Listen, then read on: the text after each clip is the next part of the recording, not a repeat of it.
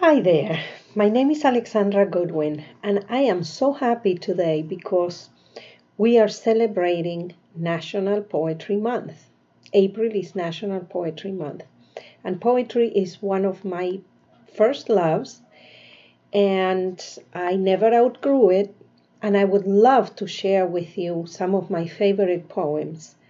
Today I will read poems by Mary Oliver. She is my favorite poet, Mary Oliver, and I will read from one of her books. Today I will read from Why I Wake Early.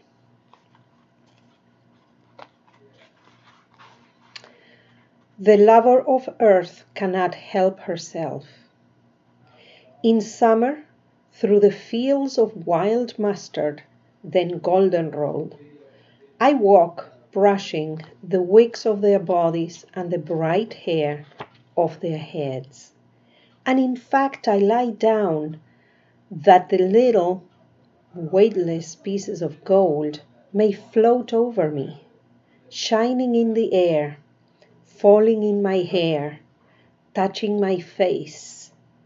Ah, sweet smelling, glossy and colorful world, I say, even as I begin to feel my left eye, then the right eye begin to burn and twitch and grow very large, even as I begin to weep, to sneeze in this irrepressible seizure of summer love.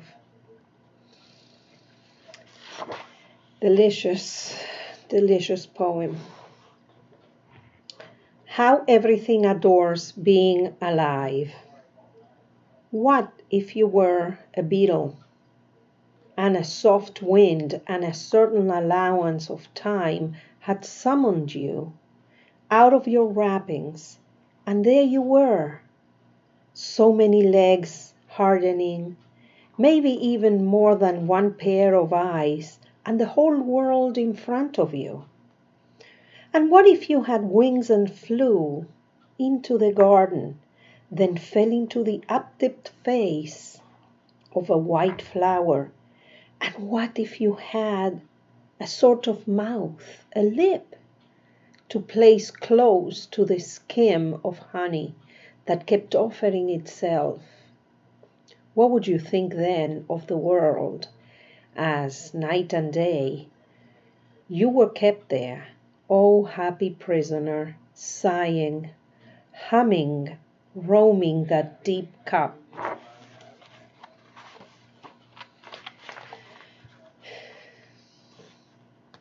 Spring at Blackwater. I go through the lessons already learned. He gave the fish her coat of foil and her soft eggs. He made the kingfisher's quick eye and her peerless, terrible beak. He made the circles of the days and the seasons to close tightly and forever, then open again.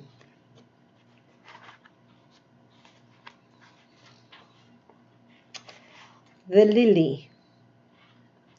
Night after night, darkness enters the face of the lily, which lightly closes its 5 walls around itself, and its purse of honey and its fragrance, and is content to stand there in the garden, not quite sleeping, and maybe saying in lily language some small words we can't hear even when there is no wind anywhere.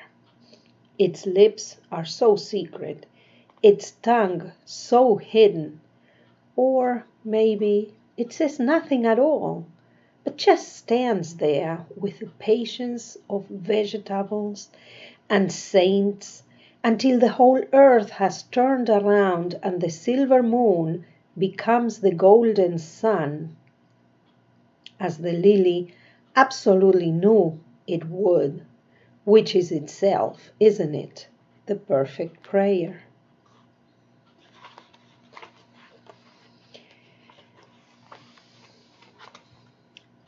I'm going to read now. Look and see.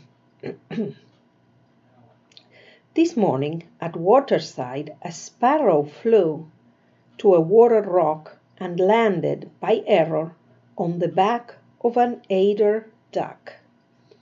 Lightly it fluttered off amused. The duck, too, was not provoked, but you might say was laughing. This afternoon a gull sailing over our house was casually scratching its stomach of white feathers with one pink foot as it flew. O Lord, how shining and festive is your gift to us, if we only look and see. Lovely. This world. I would like to write a poem about the world that has in it nothing fancy, but it seems impossible. Whatever the subject, the morning sun glimmers it. The tulip feels the heat and flaps its petals open and becomes a star. The ants bore into the peony bud, and there is the dark pinprick well of sweetness. As for the stones on the beach, forget it. Each one could be set in gold. So I tried with my eyes shut, but of course the birds were singing. And the aspen trees were shaking the sweetest music out of their leaves. And that was followed by, guess what? A momentous and beautiful silence, as comes to all of us in little earfuls, if we're not too hurried to hear it. As for spiders, how the dew hangs in their webs, even if they say nothing or seem to say nothing. So fancy is the world. Who knows? Maybe they sing. So fancy is the world. Who knows? Maybe the stars sing too. And the ants. And the peonies. And the warm stones. So happy to be where they are, on the beach, instead of being locked up in gold.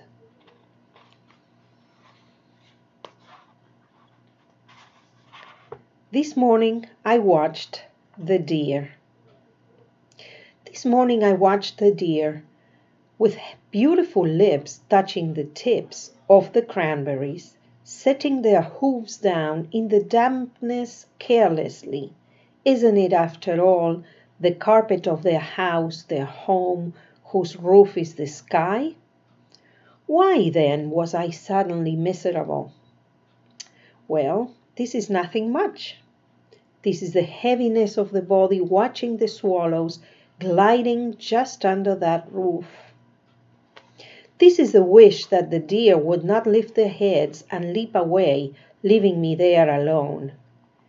This is the wish to touch their faces, their brown wrists, to sing some sparkling poem into the folds of their ears, then walk with them over the hills and over the hills and into the impossible trees.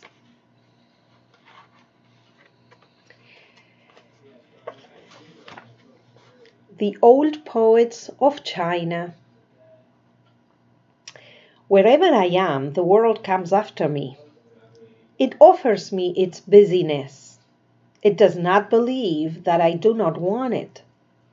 Now I understand why the old poets of China went so far and high into the mountains, then crept into the pale mist.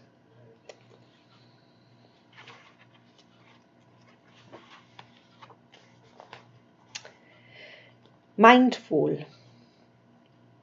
Every day I see or I hear something that more or less kills me with the light, that leaves me like a needle in the haystack of light. It is what I was born for, to look, to listen, to lose myself inside this soft world, to instruct myself over and over in joy and acclamation. Nor am I talking about the exceptional, the fearful, the dreadful, the very extravagant, but of the ordinary, the common, the very drab, the daily presentations. O good scholar, I say to myself, how can you help but grow wise with such teachings as these? The untrimmable light of the world, the oceans shine, the prayers that are made out of grass. And the last poem today, Song of the Builders. On a summer morning, I sat down on a hillside to think about God, a worthy pastime. Near me, I saw a single cricket. It was moving the grains on the hillside, this way and that way. How great was its energy, how humble its efforts. Let us hope it will always be like this. Each of us going on in our inexplicable ways, building the universe. What a beautiful, beautiful way to start the day. I hope that you will cherish this video, that you will cherish the poems that Mary Oliver wrote, and that you will have time to always enjoy the beauty of her words. Thank you very much for listening. If you would like to get in touch with me, you can go to my website at www.alexandragoodwin.com. Thank you very much. Have a blessed day.